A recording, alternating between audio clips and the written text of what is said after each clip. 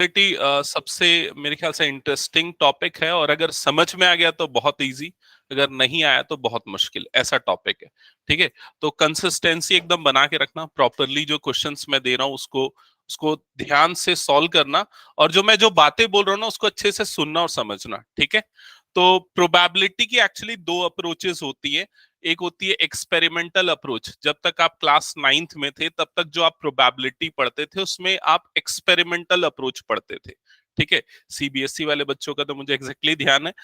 उसमें इस तरह के क्वेश्चंस होते थे। अगर आप एक कॉइन को 1000 टाइम्स टॉस कर रहे हो, जिसमें आपको 800 टाइम्स हेड मिल रहा है, 200 टाइम्स टेल मिल रहा है, तो हेड आने की प्रोबेबिलिटी क्या है? तो 800 अपॉन 1000, मतलब जितने बार हेड आया डिवाइडेड बाय जितने बार आपने उस एक्सपेरिमेंट को परफॉर्म किया, ये होती थी एक्सपेरिमेंटल प्रोबेबिलिटी। लेकिन क्लास 10th ऑनवर्ड्स जो है वो दूसरी अप्रोच यूज होने लगी प्रोबेबिलिटी की, जिसका नाम है थ्योरेटिकल प्रोबेबिलिटी, या इसको एक्सियोमेटिक अप्रोच भी बोल सकते हो। ये कोलमोग्रोव, ये एक रशियन मैथमेटिशियन था जिसकी 1930s के आसपास उसने ये अप्रोच दी थी, जो करेंटली अभी सारे लोग यूज करते हैं प्रोबेबिलिटी कैलकुलेट करने के लिए। ठीक है, तो इसमें क्या होता है, इसमें ना हम कुछ टर्मिनोलॉजी समझते हैं प्रोबेबिलिटी से रिलेटेड, और वो टर्मिनोलॉजी मैं आपको बताऊंगा, एक्सियोम्स के थ्रू उसने पूरा बताया है प्रोबेबिलिटी को।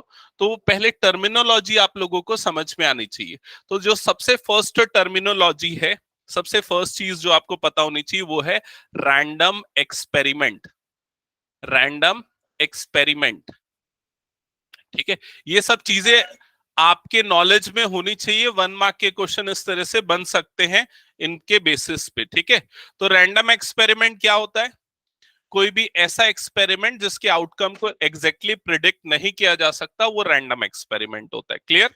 फॉर एग्जाम्पल, अगर आपने डाइस थ्रो किया तो 1 आएगा, 2 आएगा, 3 आएगा, 4 आएगा, क्या आएगा एग्जैक्टली आप प्रिडिक्ट नहीं कर सकते, तो वो एक रैंडम एक्सपेरिमेंट है। क्लियर ये चीज? फिर उसके बाद आते हैं आउटकम्स। आउटकम्स, तो रैंडम एक्सपेरिमेंट परफॉर्म होने के बाद कुछ ना कुछ आउटकम होंगे। जैसे डाइस को हमने रोल किया तो 1 2 3 4 5 6, ये सारे क्या है उसके आउटकम्स है। क्लियर ये चीज? फिर उसके नेक्स्ट टर्म आता है वो है sample space. Sample space actual में एक सेट होता है जो कि सारे आउटकम्स का कलेक्शन होता है। सेट्स आपने पढ़ा हुआ है, सेट्स क्या होता है? कुछ एलिमेंट्स का कलेक्शन होता है। तो यहां पर जो रैंडम एक्सपेरिमेंट के जो आउटकम्स होंगे उनके कलेक्शन को सैंपल स्पेस बोला जाता है, और हमेशा सैंपल स्पेस को यूजुअली कैपिटल एस से रिप्रेजेंट किया जाता है।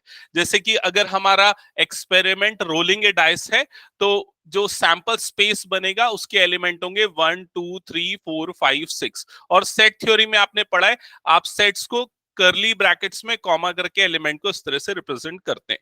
तो ये क्या हो गया? सैंपल स्पेस हो गया। क्लियर यहां तक सबको? नेक्स्ट जो पॉइंट आता है वो है इवेंट्स। ठीक है, तो इवेंट्स क्या होते हैं? इवेंट्स या हिंदी में बोलते हैं घटनाएं। तो क्या होता है इवेंट्स? इवेंट्स सैंपल स्पेस के ही एक सबसेट होते हैं। जैसे कि मैंने अगर बोला कि find the probability of getting an even number, तो गेटिंग एन इवन नंबर हमारा एक इवेंट है। क्लियर ये चीज?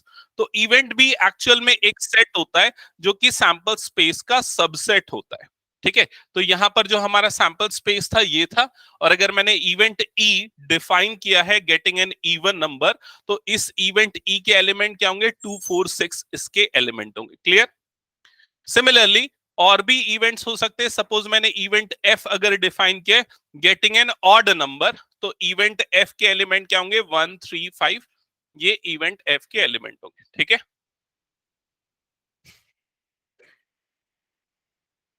यहां तक क्लियर सबको? ओके।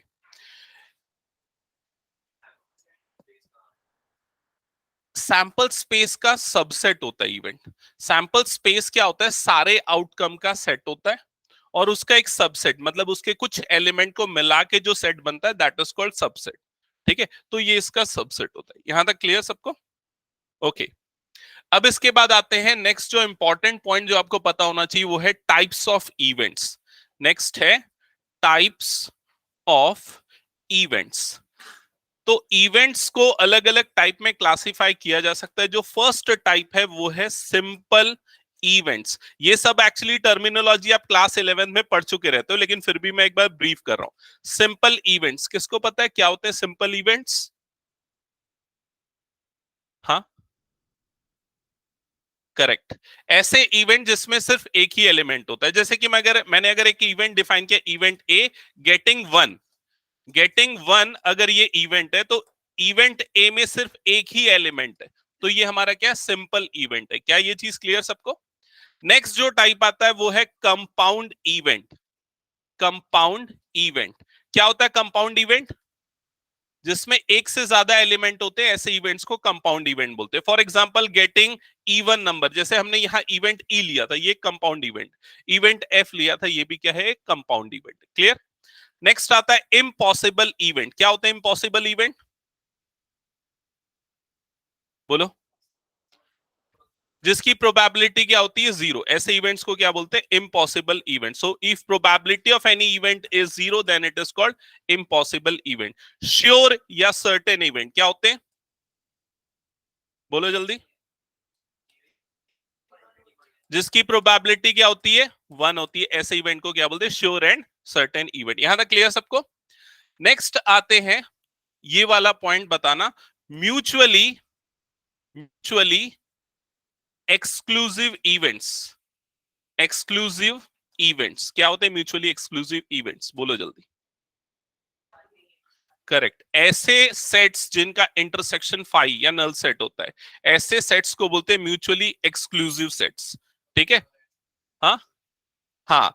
तो या हम ये बोल सकते हैं, अगर कोई दो इवेंट्स की प्रोबेबिलिटी, इंटरसेक्शन की प्रोबेबिलिटी जो है वो जीरो है, तो ऐसे इवेंट्स जो होंगे वो क्या होंगे? म्यूचुअली एक्सक्लूसिव इवेंट्स होंगे। ये ध्यान में रखना, ये चीज आगे बहुत यूज होगी। म्यूचुअली एक्सक्लूसिव इवेंट्स अगर आते हैं तो उनकी इंटरसेक्शन की प्रोबेबिलिटी क्या होगी? जीरो।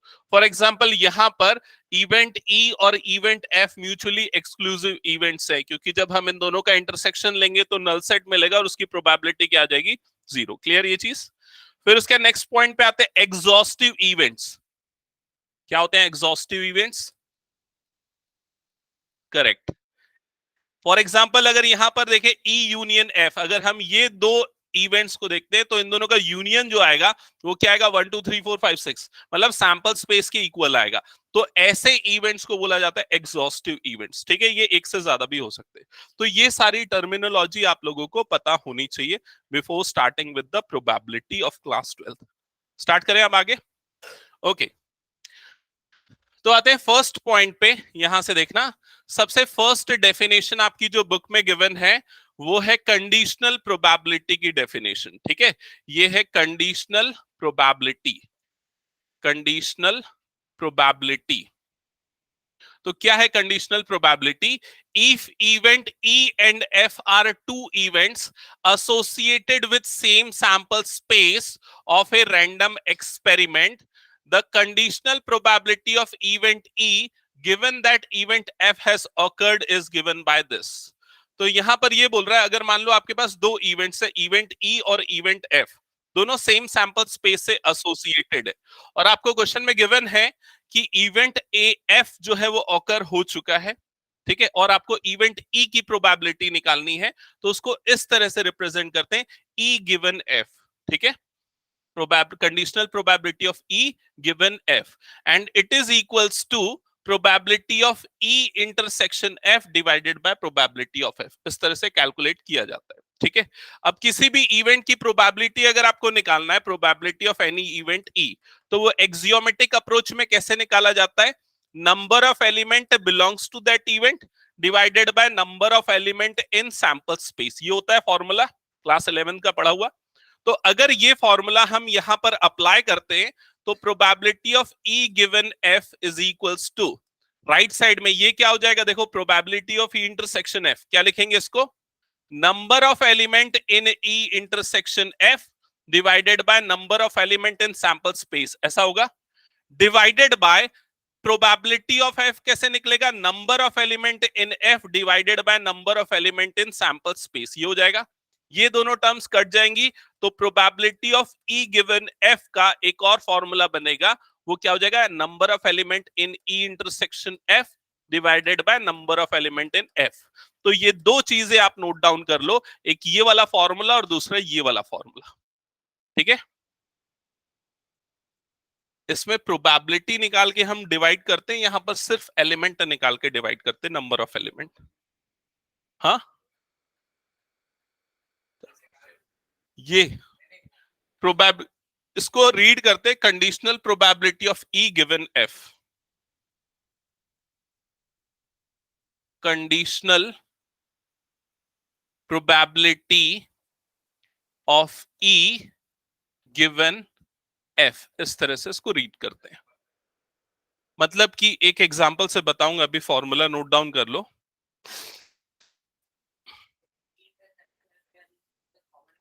यस, दोनों का इंटरसेक्शन, दोनों का कॉमन।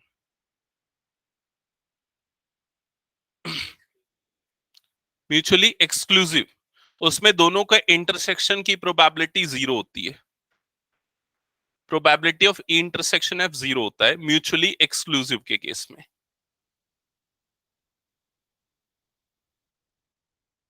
ठीक है, नोट किया यहां तक सबने? इंपॉर्टेंट ये दो फॉर्मूले हैं, डेफिनेशन तो आपके बुक में लिखी हुई है।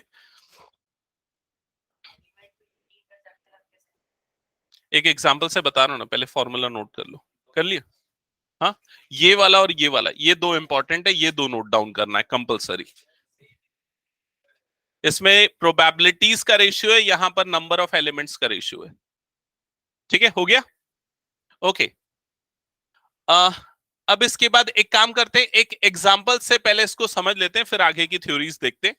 तो यहां पर एक एग्जांपल लेते हैं।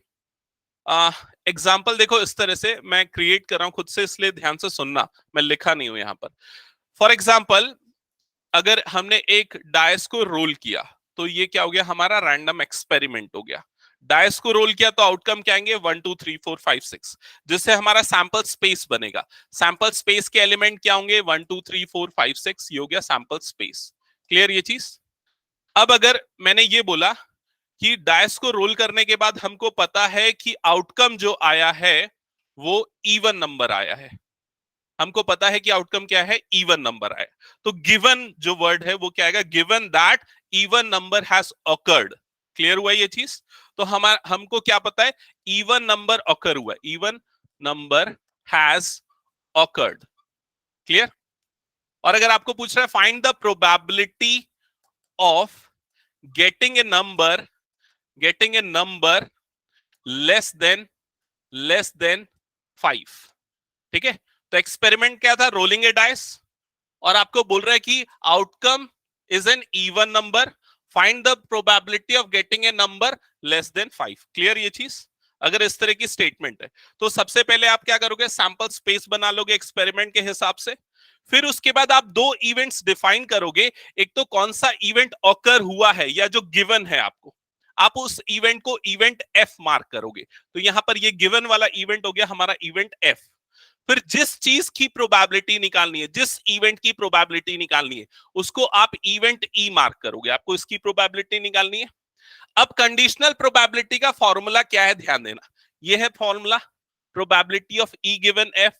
तो इसको हम इस तरह से लिखेंगे तो क्या हो जाएगा, probability of E given F is equals to probability of, क्या था formula, probability of E intersection F divided by probability of F, ये था।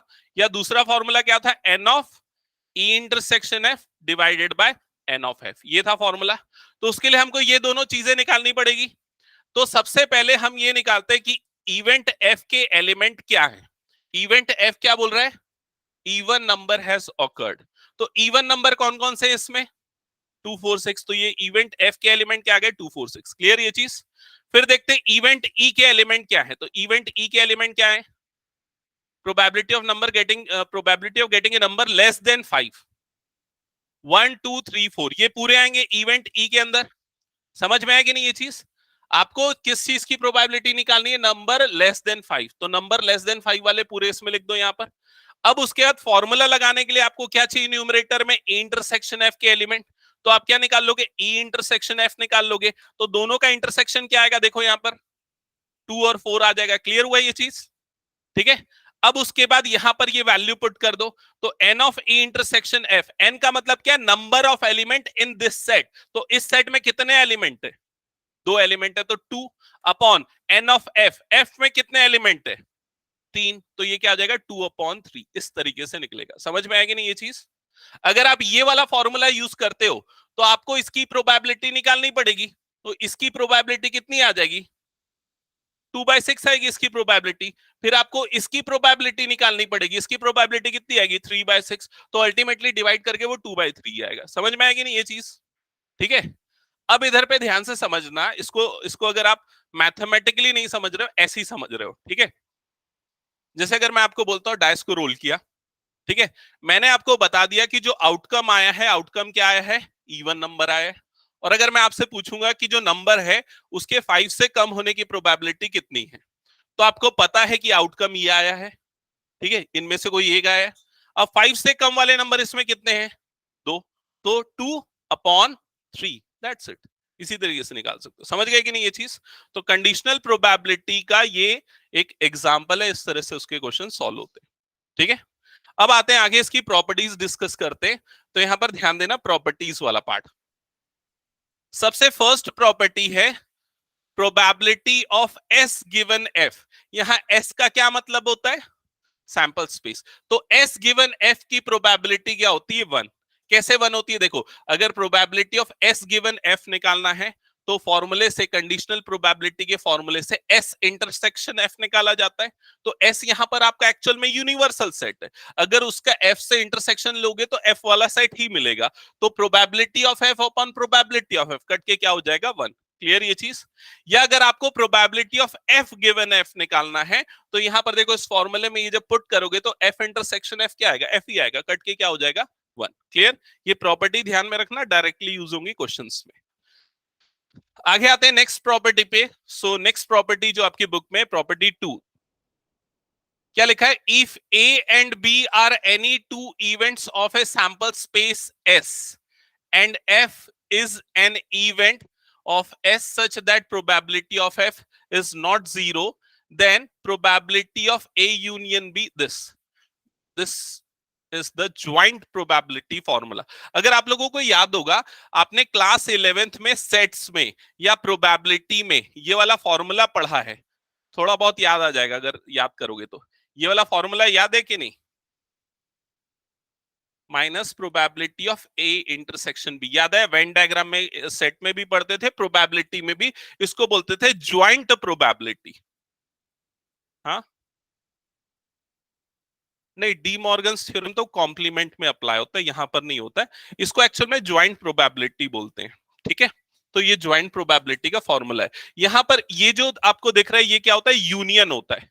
यूनियन को हम, अगर देखा जाए वर्ड्स या स्टेटमेंट में, कौन सा यूज करते हैं इसके लिए, और।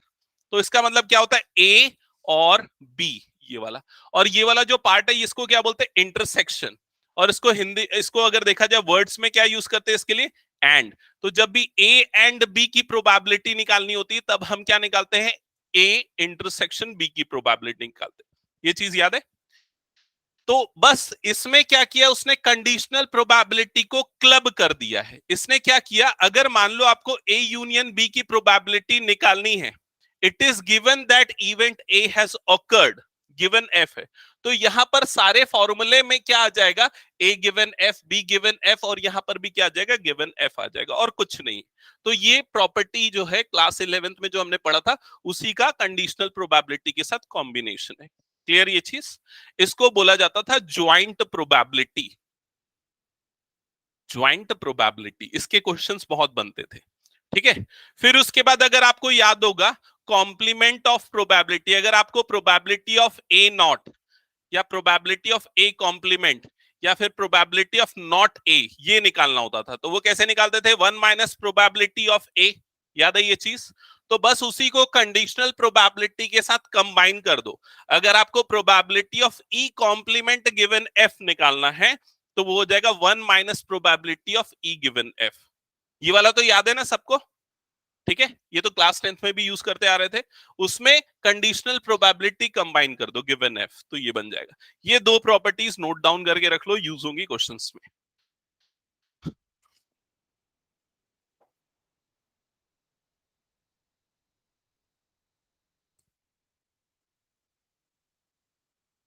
ओके, ऑनलाइन में सबको क्लियर है? वंशिका, वासवा, राघवेंद्र, वरुणी, अभी तक जो Yes, बताया? ओके।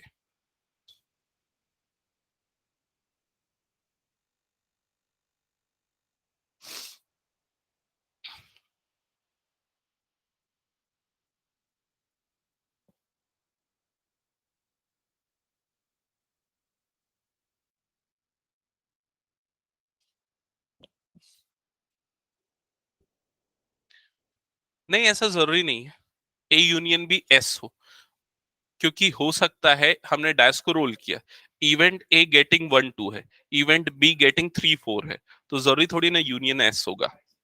वो तब होगा एस जब वो मान लो एग्जॉस्टिव इवेंट्स हो। एग्जॉस्टिव इवेंट्स में यूनियन सैंपल स्पेस की इक्वल होता है। हटा दो इसको, मैं हो गया तो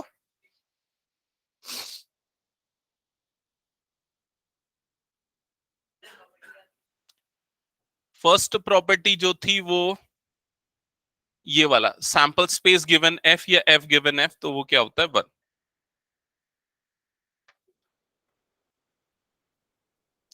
ठीक है, हो गया सबका, स्टार्ट करें क्वेश्चंस में।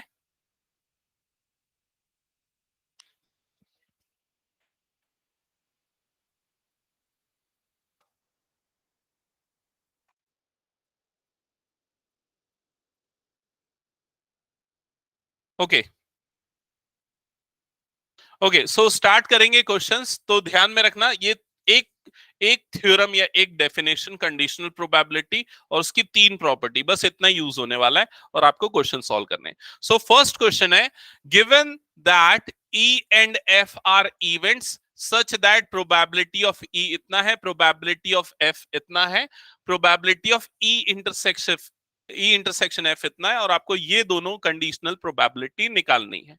ठीक है, तो सिंपली हम ये फॉर्मूला यूज करेंगे, probability of E given F is equals to क्या होता है, प्रोबेबिलिटी ऑफ, बोलो जल्दी क्या होता है, ई intersection F upon probability of F, जो गिवन है ना वही नीचे आता है। ठीक है, तो यहां पर वैल्यूज पुट करना और कुछ भी नहीं।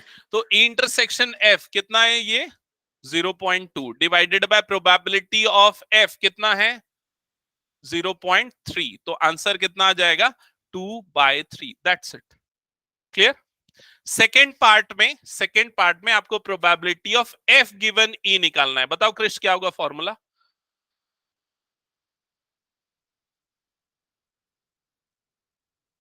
Probability of F intersection E, N भी लिख सकते हो लेकिन एन अभी यूज करने की जरूरत नहीं, क्योंकि आपको ऑलरेडी प्रोबेबिलिटी दी हुई है।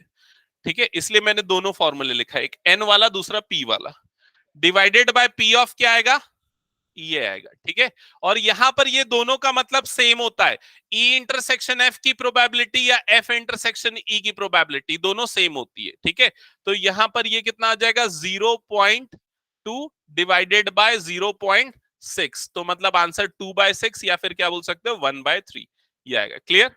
नेक्स्ट क्वेश्चन पे मूव करें। ओके जिनके पास बुक है वो बुक से सॉल्व करना कंटिन्यू कर सकते हो, ये सारे क्वेश्चंस बुक के सीक्वेंशियल ऑर्डर में ही है। ठीक है, सॉल्व क्वेश्चन अनसॉल्व क्वेश्चंस है, एक्सरसाइज फर्स्ट एक्सरसाइज के क्वेश्चंस। ओके, नेक्स्ट क्वेश्चन में ए गिवन बी निकालना है, प्रोबेबिलिटी ऑफ बी दिया हुआ है, probability of A intersection B दिया हुआ है। सिंपल फॉर्मूला यूज होगा, क्या है फॉर्मूला बता तन्मय, ए गिवन बी का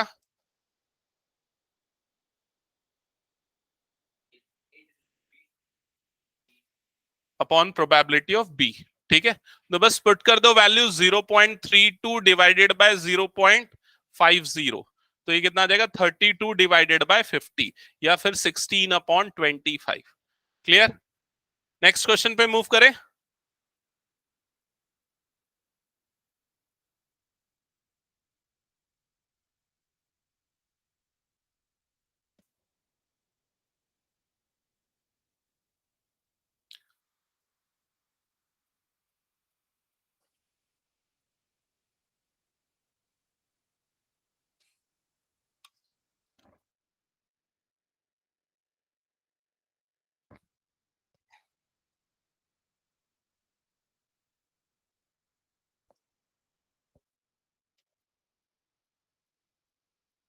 हाँ, क्वेश्चन नंबर 3 में प्रोबेबिलिटी ऑफ ए गिवन है, प्रोबेबिलिटी ऑफ बी गिवन है, बी गिवन ए ये दिया हुआ है, आपको फर्स्ट पार्ट में निकालना है ए इंटरसेक्शन बी, तो सेम फॉर्मूला यूज करेंगे, लेकिन अब प्रोबेबिलिटी ऑफ, देखो जो गिवन है वहां से स्टार्ट करते हैं, ये आपको दिया हुआ है, तो probability of B given A, formula क्या होगा इसका, probability of B intersection A या ए इंटरसेक्शन बी, ये भी लिख सकते हो। डिवाइडेड बाय डिनोमिनेटर में क्या आएगा समृद्धि?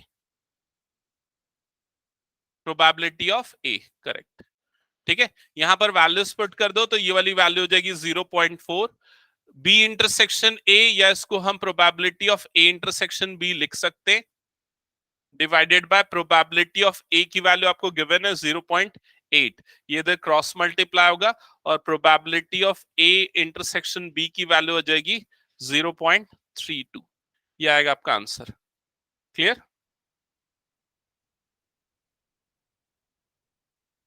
सेकेंड पार्ट में नहीं, अलग होता है।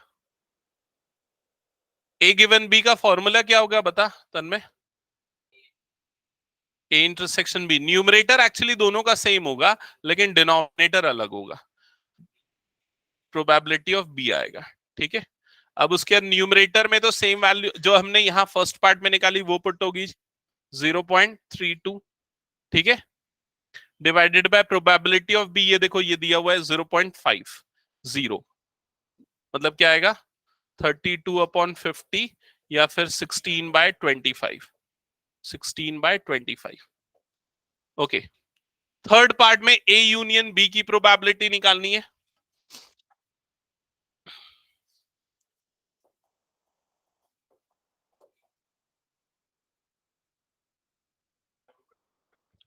क्या? थर्ड पार्ट में probability of A union B निकालना है। कैसे निकलेगा A union B? Joint probability का formula, probability of A plus probability of B minus probability of A intersection B, ये फॉर्मूला यूज होगा। वैल्यू पुट करते जाओ तो probability of A 0.8 plus probability of B 0.5 minus probability of A intersection B, ये हमने निकाला है 0.32। तो कितना हो जाएगा 1.3 माइनस 0.32, 0.98, 0.98। ठीक है, ये हो गया सबका। नेक्स्ट क्वेश्चन पे मूव कर रहा हूं फिर मैं। Question number 4।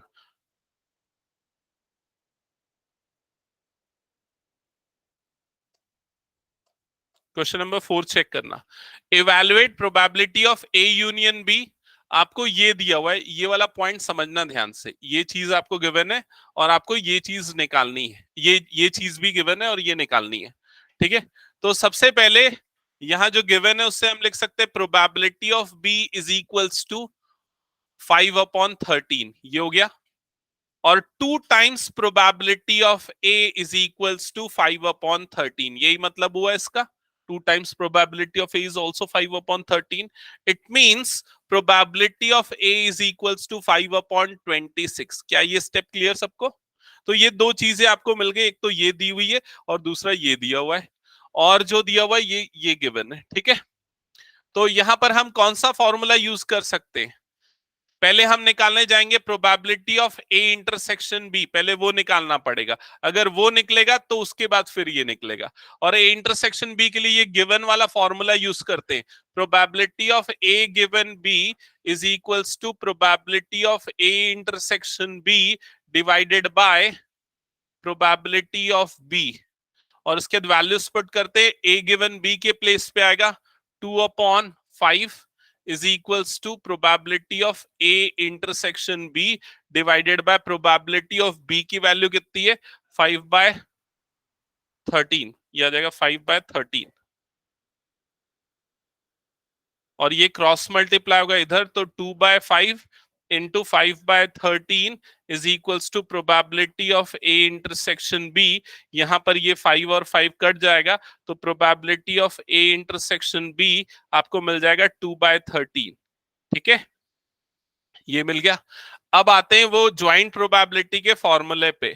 तो probability of A union B, ये होता है probability of A plus probability of B minus probability of A intersection B.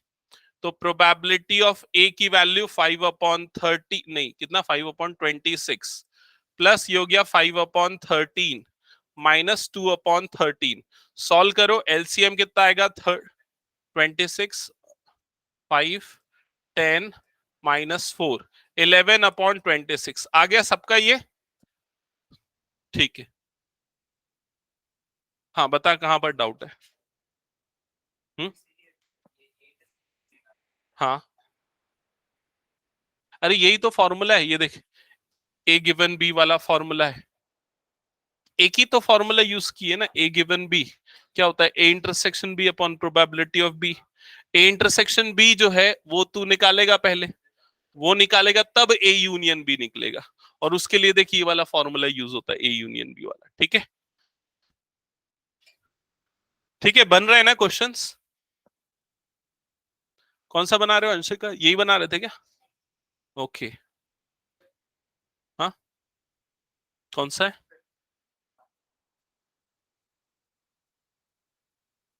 Fifth का कौन सा वाला? बताऊंगा ना, वो अभी होगा, थोड़ा देर बाद आएगा अपने में, और उसको कवर करवा दूंगा मैं। तब तक तू इसमें से, ये वाली बुक में से बना, सॉल्व कंटिन्यू कर, हो सकता है होंगे इसमें भी क्वेश्चंस। ठीक है, इसमें कौन से पेज नंबर पे एक बार चेक करना तो? 538। Okay, next question, question number 5 पे। Question number 5, probability of A दिया हुआ है, प्रोबेबिलिटी ऑफ बी दिया हुआ है, probability of A union B दिया हुआ है, और आपको निकालना है probability of A intersection B. तो कौन सा फॉर्मूला पहले यूज होगा? ज्वाइंट प्रोबेबिलिटी का फॉर्मूला।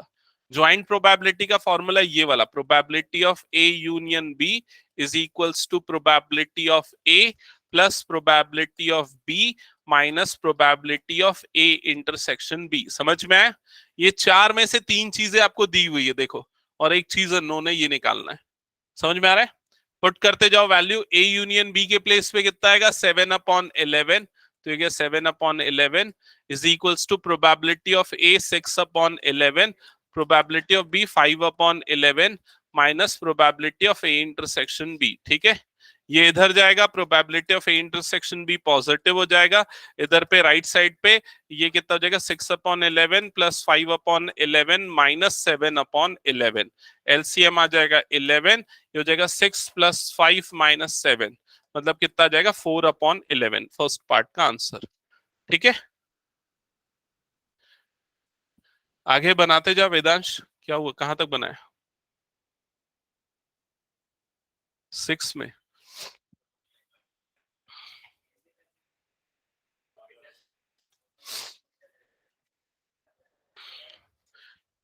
फिर उसके ए गिवन बी गिवन है, ये तो बड़ी आसानी से निकल जाएगा, बन जाएगा ना ये फिफ्थ वाला। आगे बढ़ जाऊं मैं, क्वेश्चन नंबर 6 पे मूव कर रहा हूं। है ऐसे वाले क्वेश्चंस कुछ उसमें? आगे होंगे उसमें? नहीं मतलब ये वाले जो तू क्वेश्चन पूछ रहा है वैसे इसमें है क्या आगे? ठीक है, मैं करवा दूंगा थोड़ी देर में, इसको कंप्लीट कर लेते फिर करा देता हूं। Okay, question number 6। अच्छा, क्वेश्चन नंबर 6 में क्या डिफरेंट है, यहां पर आपको फॉर्मुलेट करना पड़ेगा। आपको क्या डिटरमाइन करना है? Probability of E given F, ये डिटरमाइन करना है। क्वेश्चन ध्यान से पढ़ लेना, probability of E given F आपको निकालना है, और ये इवेंट्स दिए हुए हैं। तो इसके फर्स्ट पार्ट में, फर्स्ट पार्ट का जब सॉल्यूशन करोगे तो इवेंट ई डिफाइन करना पड़ेगा। अच्छा, इवेंट ई डिफाइन करने के पहले हमको एक्सपेरिमेंट समझना पड़ेगा ना। एक्सपेरिमेंट क्या है? एक कॉइन इज टॉस्ड 3 टाइम्स, तो एक कॉइन को अगर 3 बार टॉस करोगे तो आउटकम क्या आएंगे? कितने आउटकम आएंगे पहले ये बता दो। 8 आउटकम्स आएंगे। अगर 4 बार टॉस करेंगे तो कितने आउटकम्स आएंगे? 16। तो इसके पीछे का एक फॉर्मूला आपको पता है ना? नहीं, 2 टू दी पावर n तो सिर्फ कॉइन के लिए है, लेकिन अगर डाइस है तो क्या हो जाएगा? 6 टू दी पावर r। समझ रहे हो? मतलब फॉर्मूला एक्चुअली ये है n to the power r। जैसे अगर आप एक एक्सपेरिमेंट को परफॉर्म करते हो, उसमें n आउटकम्स है, और उसको अगर आप r टाइम्स रिपीट कर रहे हो तो टोटल आउटकम्स जो होंगे n to the power r। जैसे कॉइन को टॉस करते हो तो 2 आउटकम होते हैं, 3 बार रिपीट करो तो 2 रेज टू पावर 3। डायस को अगर रोल कर रहे हो तो एक बार रोल करने में कितने आउटकम? 6। अगर उसको 3 बार रोल कर रहे हो तो कितने आउटकम होंगे? 6 रेज टू पावर 3, उतने आउटकम होंगे। ठीक है, तो ये फॉर्मूला याद रख लेना, number of outcomes of a random experiment repeated r times. ठीक है, अच्छा फिलहाल इस केस में हमारे पास जो एक्सपेरिमेंट है वो टॉसिंग ए कॉइन है 3 टाइम्स। तो 3 बार जब टॉस करोगे तो सैंपल स्पेस पहले जो बनेगा उसको मैं लिख लेता हूं। सैंपल स्पेस के एलिमेंट क्या क्या होंगे? तीनों हेड आएगा, ये हो सकता है, 2 हेड और एक टेल, इसमें HHT, HTH और क्या हो सकता है, THH, ये हो सकता है।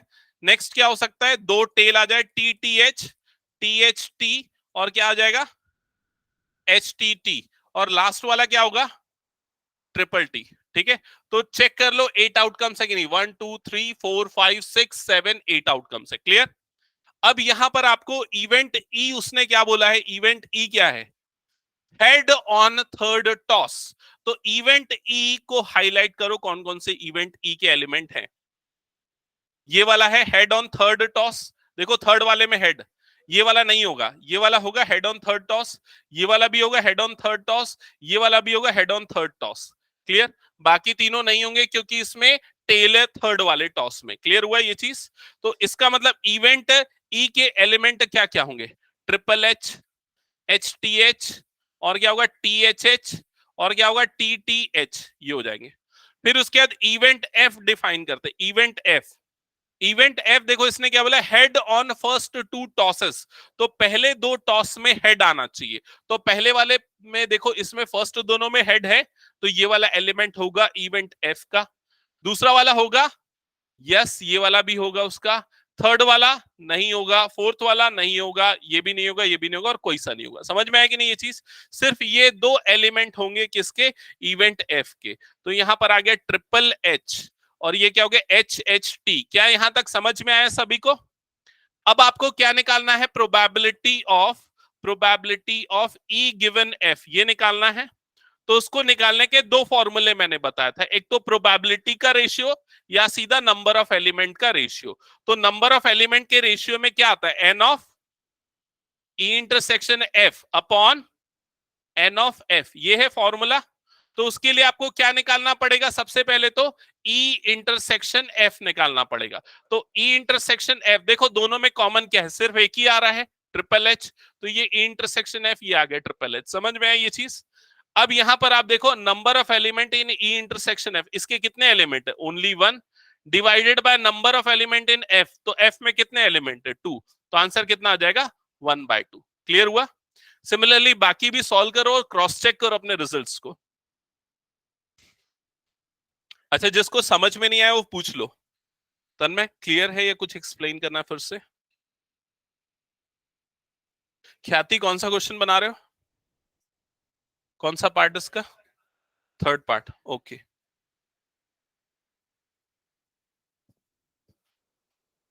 ऑनलाइन में सारे बच्चों को क्लियर, अगर कहीं कुछ डाउट हो तो पूछना।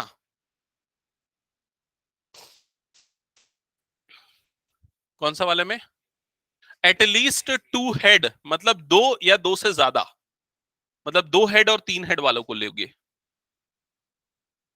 ये फर्स्ट वाला हो गया तो मैं डिलीट कर दूं इसको।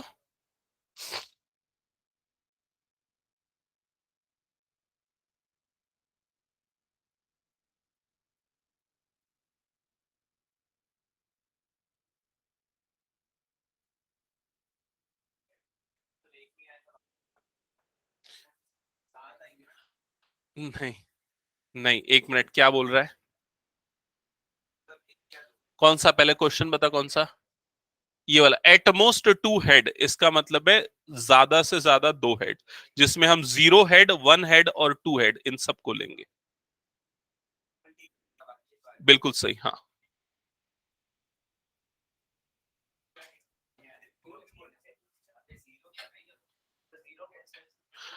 नहीं ट्रिपल एच नहीं आएगा, बाकी सब आएगा।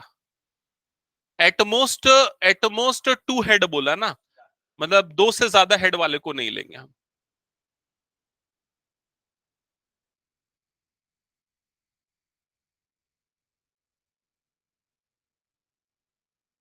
ओके, सेकेंड पार्ट में इवेंट ई, सैंपल स्पेस तो हर बार सेम रहने वाला है। इवेंट ई जो है इसमें लिखा है एटलीस्ट 2 हेड। तो एटलीस्ट और एटमोस्ट में बहुत सारे बच्चों को डाउट होता है, प्रॉब्लम होती है, तो समझ लो एटलीस्ट का हिंदी में क्या मीनिंग होता है? कम से कम। कम से कम, कम से कम 2 हेड होना चाहिए, यही मतलब होता है। तो कम से कम 2 हेड का मतलब 2 या 2 से ज्यादा वाले काउंट को हम उसमें लेंगे। क्लियर ये चीज? तो यहां पर 2 या 2 से ज्यादा हेड वालों को लेंगे। तो कौन कौन से आएंगे? देखो ये सारे के सारे उसमें आएंगे, स्टार्टिंग के 4। ठीक है, तो यहां पर एलिमेंट होंगे इसके triple H, H double H T H, फिर आ जाएगा टी एच एच। ये इवेंट ई के एलिमेंट होंगे। इवेंट एफ के एलिमेंट, इसमें क्या बोला है? एट मोस्ट 2 हेड, मतलब कि ज्यादा से ज्यादा 2 हेड होने चाहिए, 2 से ज्यादा नहीं होने चाहिए, यही मतलब हुआ। तो इसमें हम 2 से ज्यादा हेड वालों को डिस्कार्ड कर देंगे, मतलब ट्रिपल हेड को छोड़ के बाकी सबको लेंगे। क्लियर ये चीज? तो इवेंट एफ के एलिमेंट कौन से आएंगे? Double H T H H, मतलब ये 2 हेड वाले, double T H T T, ये, और लास्ट क्या आएगा? Triple T. ये सारे के सारे आएंगे। क्लियर यहां तक? एफ। हाँ बता, क्या डाउट है क्रिश? बिल्कुल। मान ले, एक एग्जाम्पल के तौर पे ले रहा हूं, मान ले तू घूमने जा रहा है, ठीक है, घर में बोला कि, घर वाले बोले कि रात को 9 बजे तक आ जाना any how, at most 9 o'clock तक तू आ जाना। अगर तू नहीं जाता है घूमने तो भी वो कंसीडरेबल होगा ना? तो बस ये उसी टाइप का सिचुएशन है। एट मोस्ट 2 हेड का मतलब 2 या 2 से कम हेड, तो 0 हेड भी उसमें काउंट होगा। क्लियर? ठीक है।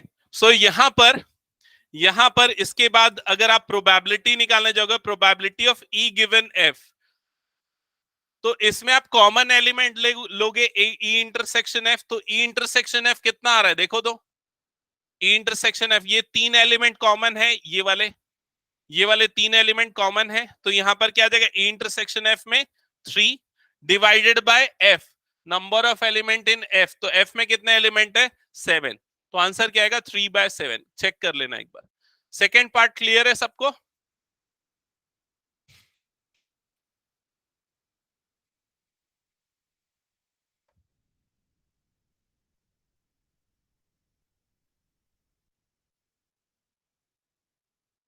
थर्ड पार्ट पे ध्यान देना। ई पे क्या बोल रहा है? At most 2 tail, at most 2 tail. तो ई के एलिमेंट क्या होंगे? ई के एलिमेंट एटमोस्ट 2 टेल, बता।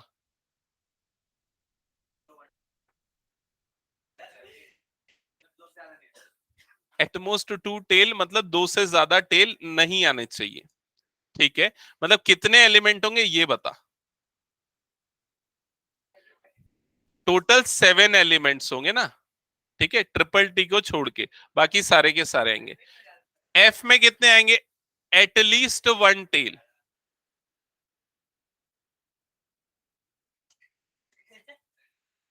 कैलकुलेट कर लोगे ना ये? बताऊं लास्ट वाला?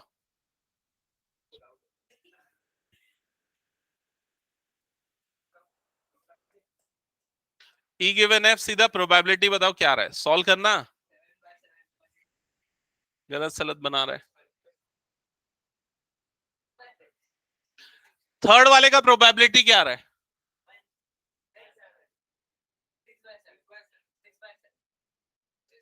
कैसे 1 बता रहा है?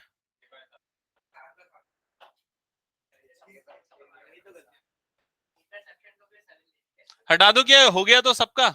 कुछ डाउट है तो पूछ लो। ओके, नेक्स्ट क्वेश्चन देखो।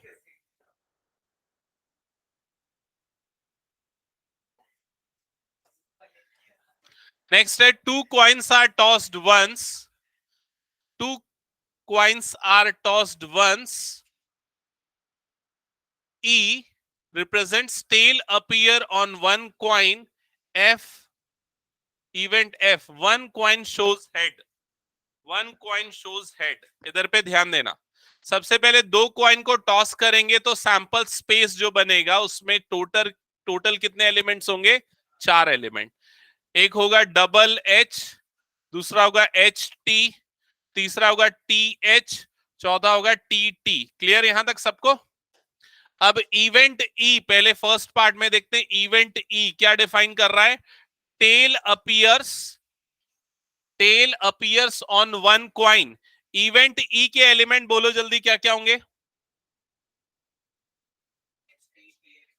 H T, T H, T T, यही होगा। इवेंट एफ क्या बोल रहा है यहां पर? One coin shows head, one coin shows head, तो क्या आएगा यहां पर? H H, H T, T H, यही आएगा। दोनों का मीनिंग सेम हुआ। अब ई इंटरसेक्शन एफ निकालोगे। ई इंटरसेक्शन एफ के एलिमेंट क्या होंगे? एच टी, टी एच, यही होंगे। अब उसके बाद प्रोबेबिलिटी ऑफ आपको क्या निकालना है? E given F, E given F, तो number of element in E intersection F divided by number of element in F. Clear यहां तक? ई इंटरसेक्शन एफ में कितने एलिमेंट है?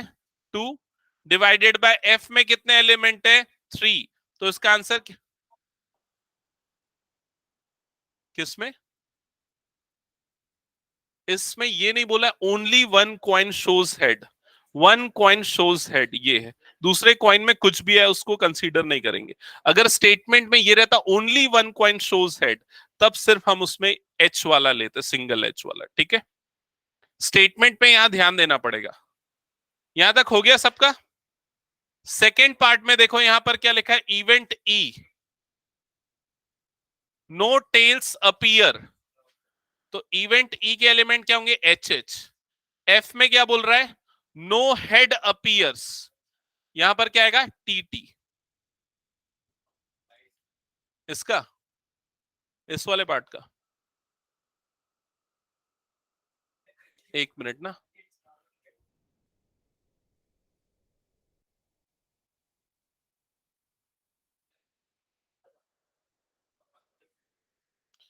टेल अपीयर्स ऑन वन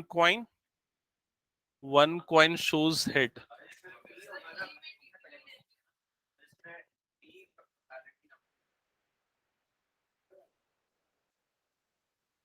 एक सेकेंड, एक second. Tail appears on one coin shows head.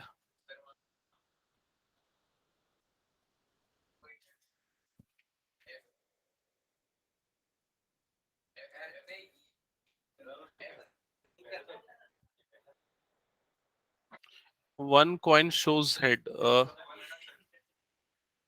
Tail tail appears on one coin,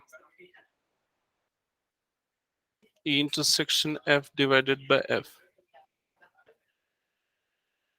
एक minute, इसको मैं चेक कर रहा हूं। लास्ट वाले की प्रोबेबिलिटी क्या रही? सेकंड पार्ट की 0 है। ठीक है,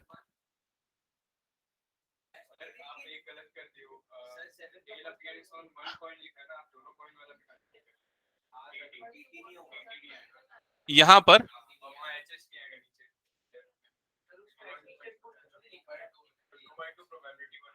okay okay okay okay. Tail appears on one coin, अच्छा ठीक है। Tail appears on one coin correct है। Tail appears on one coin मतलब कि एच टी टी एच ये होगा, और इसमें H T T H, head shows one coin. ठीक है, करेक्ट है जो तुम बोल रहे थे। तो ये 2 आएगा, इंटरसेक्शन भी 2 आएगा, डिवाइडेड बाय 2। करेक्ट कर लेना इसको। ठीक है, ये हो गया। आगे बढ़े नेक्स्ट क्वेश्चन पे। नेक्स्ट क्वेश्चन चेक करना। Question number 8, a die is thrown 3 times, 4 on the third toss, F 6 and 5 appears respectively on first 2 tosses। तो अगर एक डाइस को 3 बार थ्रो करेंगे तो कितने आउटकम्स होंगे टोटल? 216 आउटकम्स होंगे। ठीक है, अब इसमें इवेंट ई क्या बोल रहा है? 4 appears on third toss, तो इवेंट ई के एलिमेंट क्या क्या होंगे? हाँ, लिखने की जरूरत नहीं है। इवेंट ई के एलिमेंट क्या होंगे ये आपको चेक करना पड़ेगा। 4 अपीयर्स ऑन थर्ड टॉस, तो कितने आएंगे टोटल? 36 आएंगे। कौन कौन से होंगे? 114, 124, इस तरह से 164 ये आएगा। फिर उसके नेक्स्ट आएगा 214, 224 अप टू 264। नेक्स्ट आएगा इसी तरीके से 664। तो टोटल कितने आउटकम्स आएंगे? 36 आएंगे। क्लियर? इवेंट एफ में क्या बोल रहा है? इवेंट एफ में क्या बोल रहा है? 6 and 5 appears respectively on first two tosses. मतलब कि फर्स्ट टॉस में 6 और नेक्स्ट टॉस में क्या आना चाहिए? 5 आना चाहिए। तो इस केस में कौन कौन से एलिमेंट आएंगे? 651, 652, 653, इस तरह से लास्ट वाला कौन सा आएगा? 656 ये आ जाएगा। क्लियर? अब आपको क्या निकालना है? Probability of E given F ये निकालना है। It is equals to number of element in E intersection F divided by number of element in F. तो यहां पर ई इंटरसेक्शन एफ कितना आएगा? ये कितना आएगा ये बताओ? क्या होगा इसका एलिमेंट? 654। एक ही एलिमेंट होगा 654। हाँ, क्या प्रोबेबिलिटी? नहीं, हाँ सॉरी, 1/6, 1/6। ठीक है, देखो इधर बाकी लोग ध्यान देना जिनको क्लियर नहीं हुआ है। इवेंट ई समझ में आया क्या? अपना सॉल्व। ओम, इवेंट ई के लिए क्या लिखा है? 4 अपीयर्स ऑन थर्ड टॉस। तो पहले टॉस और दूसरे टॉस में क्या आना है वो चीज उसने बोली नहीं, कुछ भी आ सकता है। तो फर्स्ट में 1, सेकंड में 1, थर्ड में 4 ये आएगा एलिमेंट। 124, 134, इस तरह से 164 ये होंगे उसके आउटकम। फिर सिमिलरली 214, 234 अप टू 264, इस तरह से टोटल 36 आउटकम, 36 एलिमेंट होंगे इवेंट ई के अंदर। क्या ये चीज क्लियर? इवेंट एफ में क्या बोल रहा है? 6 and 5 appears respectively on first two tosses। तो इवेंट एफ के अंदर क्या बोल रहा है? पहला 6 होना चाहिए, दूसरा 5 होना चाहिए।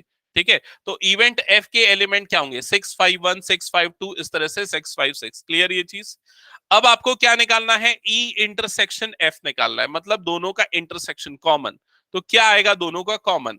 देखो 654, इसमें एक एलिमेंट आ रहा है 654। क्लियर है ये चीज? जिसके थर्ड टॉस में क्या आ रहा है? 4। क्या हुआ?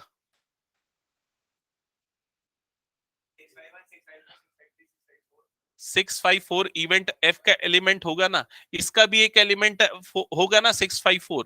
क्योंकि अगर दोनों कंडीशन को कंबाइन कर रहे हो, इवेंट ई और इवेंट एफ एंड ऑपरेशन अगर कर रहे हो, तो इसका मतलब क्या होता है? 4 आना चाहिए थर्ड टॉस में, एंड फर्स्ट टू टॉसेस में 6 और 5 आना चाहिए। तो ऐसे कितने आउटकम होंगे? सिर्फ एक ही तो हो सकता है ना, कि जिसमें पहले में 6 आए, दूसरे में 5 आए और तीसरे में क्या है? 4 आए। ई इंटरसेक्शन एफ का मतलब क्या होता है? ई एंड एफ, यही मतलब होता है इन दोनों का। एंड मतलब दोनों को कंबाइन कर दो यहां पर। तो यहां पर 6, 5 फर्स्ट दो में, एंड थर्ड में क्या आना चाहिए? 4 आना चाहिए। तो इसमें कितना एलिमेंट आएगा? सिर्फ एक ही एलिमेंट आएगा, 654। क्लियर हुआ अभी? तो यहां पर न्यूमरेटर में सिर्फ 1 एलिमेंट आएगा, divided by N of F. F मतलब कि 4, एफ मतलब ये वाला है ना, 6 and 5 respectively on first two tosses. तो एफ में कितने एलिमेंट है? काउंट करो, इसमें कितने आएंगे? टोटल 6 एलिमेंट्स आएंगे। तो ये कितना हो जाएगा? 1/6। क्लियर हुआ ये चीज? ठीक है, आगे बढ़े नेक्स्ट क्वेश्चन पे। ये वाला 36 निकालने का, देखो ये 36 निकालने का तरीका हमने परमिटेशन और कॉम्बिनेशन में पढ़ा है, अगर आप लोगों को याद हो। यहां पर देखो 3 वैकेंट प्लेसेस होंगे अगर आप एक डायस को 3 बार रोल करोगे। ठीक है, यहां पर क्या बोल रहा है? 4 अपीयर्स ऑन थर्ड टॉस, मतलब यहां पर एक ही एलिमेंट आ सकता है, जो कि क्या है? 4, ये फिक्स हो गया। तो यहां पर कितने पॉसिबल आउटकम्स हो सकते हैं? 6। यहां पर कितने पॉसिबल आउटकम हो सकते हैं? 6। तो 6 कितना हो जाएगा? 36। याद है परम्यूटेशन कॉम्बिनेशन में हम ये पढ़ते थे। सिमिलरली अगर एफ की बात की जाए, इवेंट एफ में पहले दो प्लेसेस फिक्स हैं।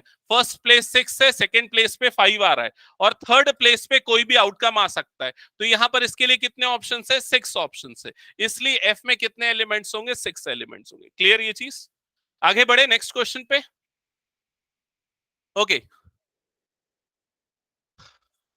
हाँ okay, mother father and son line up at random for a family picture. ठीक है, तो मदर फादर सन ये तीनों फैमिली पिक्चर के लिए एक स्ट्रेट लाइन में लाइन अप है। तो सबसे पहले सैंपल स्पेस समझो कि वो क्या होगा। सैंपल स्पेस के एलिमेंट क्या होंगे, क्या क्या होंगे एक बार देखो। सबसे पहले अगर मान लो मदर फादर सन ऐसा हो गया, फिर उसके बाद फिर इन दोनों की पोजीशन स्विच कर देते, एस एफ एम। क्लियर, मतलब सेंटर पे अभी फादर है, हमने ये लिया। फिर उसके बाद सेंटर पे मदर लेते हैं, S M F F M S. Center पे सन आएगा, M S F F S M. ठीक है, तो टोटल कितने पॉसिबल आउटकम हो सकते हैं? टोटल कितने पॉसिबल आउटकम हो सकते हैं? 6। क्लियर यहां तक? अब इवेंट ई क्या बोल रहा है? सन ऑन वन एंड। तो इवेंट ई के एलिमेंट क्या होंगे? इसमें ये वाला एलिमेंट आएगा, ये वाला भी एलिमेंट आएगा, ये वाला भी एलिमेंट आएगा, ये वाला भी एलिमेंट आएगा। क्लियर ये चीज? सन ऑन वन एंड, तो देखो ये एक एंड पे है, ये दो केसेस छूट जाएंगे जिसमें सन किस पे है? सेंटर पे। ठीक है, तो ये एलिमेंट हो जाएंगे इवेंट ई के। इवेंट एफ के एलिमेंट क्या क्या होंगे? इवेंट एफ के एलिमेंट इसमें लिखा है फादर इन मिडिल, तो फादर जहां मिडिल पे है उनको हाईलाइट करो। ये वाला हो जाएगा फर्स्ट, ये वाला जाएगा सेकेंड, और कौन सा है? बस ये दो आएंगे। क्लियर ये चीज? तो इसमें दो एलिमेंट आएंगे।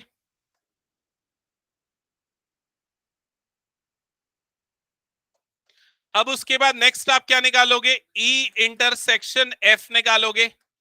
ई इंटरसेक्शन एफ, तो दोनों में कॉमन कितने आ रहे हैं देख लो, यहां पर दो है, M F S S F M. ठीक है, अब आपको निकालना है probability of E intersection F, that is equals to number of element in E intersection F divided by number of element in F. Clear? तो यहां पर ई इंटरसेक्शन एफ में कितने एलिमेंट आए थे? दो एलिमेंट आए थे, divided by number of element in F, F में कितने एलिमेंट है? दो है, तो 2/2 that is equals to 1। Clear हुआ ये चीज? हो गया, तो नेक्स्ट क्वेश्चन पे मूव करूं क्या? रुक जाओ। ओके, नेक्स्ट क्वेश्चन देखो जल्दी से। A black and red dice is rolled. Find the conditional probability of obtaining a sum greater than 9 given that black die resulted in 5. ठीक है, तो दो तरह के डायस को रोल कर रहे हैं, एक ब्लैक है और दूसरा कौन सा है? रेड है। ठीक है, तो यहां पर अगर सैंपल स्पेस देखना है तो वो कुछ इस तरह का बनेगा। यहां पर मैं ब्लैक ले रहा हूं, यहां पर मैं रेड ले रहा हूं। ब्लैक डाइस के आउटकम 1 2 3 4 5 6 ये हो सकते, रेड के भी 1 2 3 4 5 6 ये हो सकते। तो दोनों को मिलाएं तो सैंपल स्पेस में 1 1 1 2 1 3 इस तरह से आउटकम होंगे अप टू 6 6। क्लियर ये चीज? अब यहां पर क्या लिखा है ध्यान से देखना, find the conditional probability of obtaining a some greater than 9। तो आपको जिस चीज की प्रोबेबिलिटी निकालनी होती है, जिस इवेंट की प्रोबेबिलिटी निकालनी होती है, उसको इवेंट ई लेते हैं। इवेंट ई में क्या बोल रहा है? सम ग्रेटर देन 9, तो सम 9 से ग्रेटर आना चाहिए। अगर इनके सम किया जाए सारे एलिमेंट का तो मिनिमम सम कितना आएगा? 2 1 + 1 में, और मैक्सिमम सम कितना आएगा? 12 6 + 6 में। क्लियर हुआ ये चीज? तो ग्रेटर देन 9 आना चाहिए, तो इसमें कौन कौन से एलिमेंट आएंगे? एक तो 6 6 आएगा, मतलब 12 वाला, और कौन सा आएगा? अभी उसको बाद में पढ़ेंगे ना, वो गिवन वाली प्रोबेबिलिटी है। जिस चीज की प्रोबेबिलिटी निकालनी वो इवेंट ई हम उसको कंसीडर कर रहे हैं। और कौन सा आएगा बताओ इवेंट ई के एलिमेंट?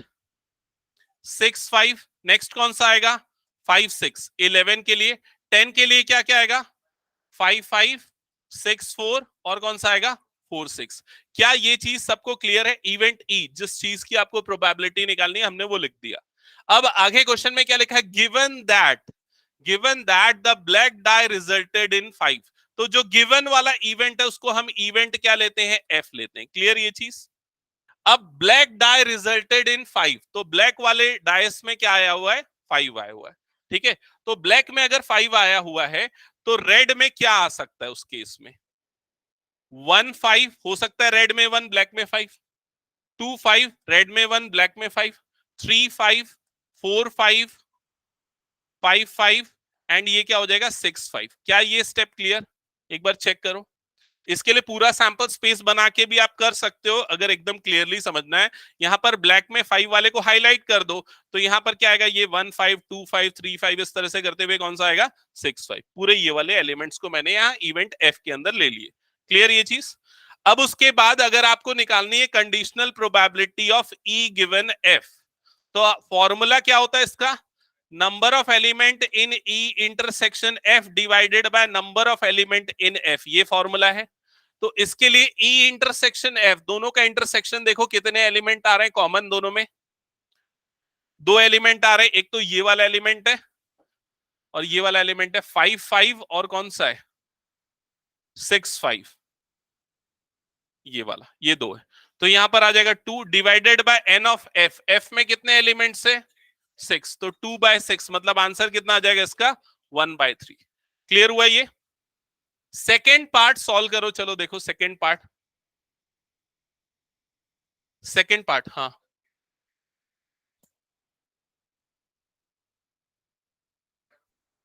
एक मिनट, ये हटा दूं क्या मैं,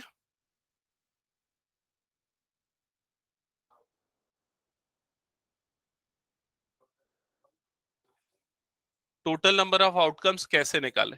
देखिए इधर सबसे पहले मैंने क्या किया, मैंने ना सेंटर की पोजीशन पे एक एक पर्सन को फिक्स किया। सबसे पहले सेंटर, उस फॉर्मूले से, उस फॉर्मूले से अगर तू निकालेगा तो हमारे पास 3 वैकेंट प्लेसेस है और हमारे पास 3 पर्सन है। तो फर्स्ट प्लेस में कितने पर्सन हो सकते हैं, 3 पर्सन हो सकते हैं। सेकंड प्लेस पे कितने पर्सन हो सकते हैं, 2 पर्सन हो सकते हैं। थर्ड प्लेस पे कितने पर्सन, 1 पर्सन। तो 3 2 जा 6, तो 6 पॉसिबल आउटकम हो सकते हैं। समझ में आया। हाँ क्या पूछ रहे हो प्राजक्ता, ये वाला, ये एक्चुअली मैंने सैंपल स्पेस बनाया है। जैसे अगर हम एक ब्लैक और एक रेड डाइस को रोल करेंगे तो हमारे आउटकम क्या क्या होंगे, ब्लैक में 1 ब्लैक में 2 ब्लैक में 3 इस तरह से, रेड में 1 2 3 4। अगर दोनों को कंबाइन करें तो हो सकता है दोनों डाइस में 1 1 आए, 1 2 आए, 1 3 आए, इस तरह से जो पॉसिबल आउटकम है ये मैंने वो लिखे। ठीक है, टोटल जो 36 आउटकम आएंगे ना वो मैंने लिखे। ठीक है, उसके बाद यहां पर मैंने इवेंट निकाले इसके अकॉर्डिंग। ठीक है, और किसी को कुछ डाउट इस क्वेश्चन में, ये वाला पार्ट डिलीट कर दूं क्या पूरा मैं,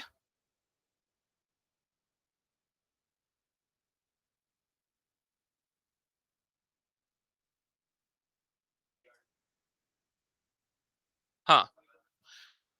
सेकेंड केस में ध्यान देना, इवेंट ई के एलिमेंट क्या क्या होंगे, find the conditional probability of obtaining a sum 8।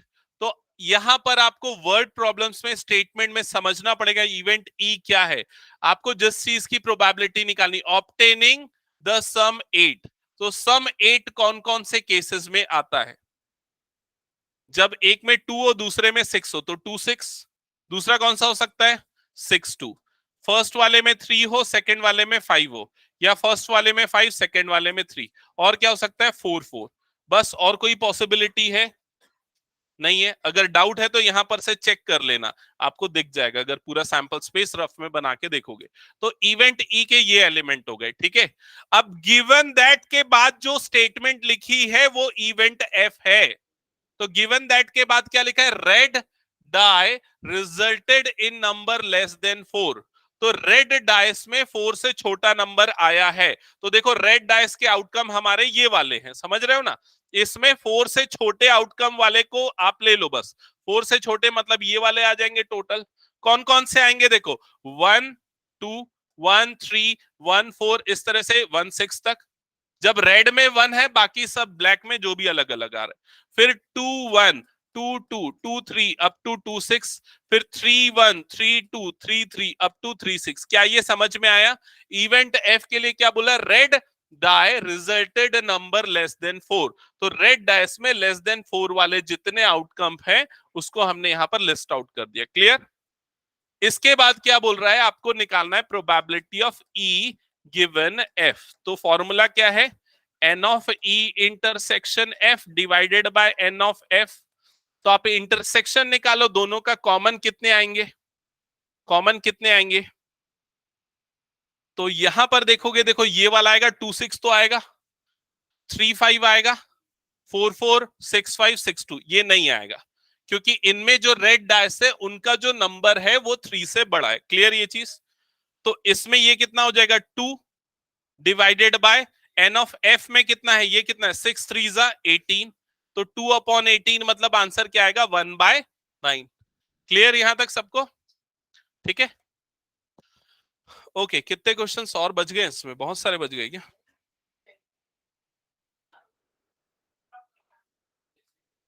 ठीक है, ट्राई करना है इसको, जितने बन जाए, बाकी हम नेक्स्ट क्लास में कंटिन्यू करेंगे। ठीक है, 5 to 6 मार्क्स।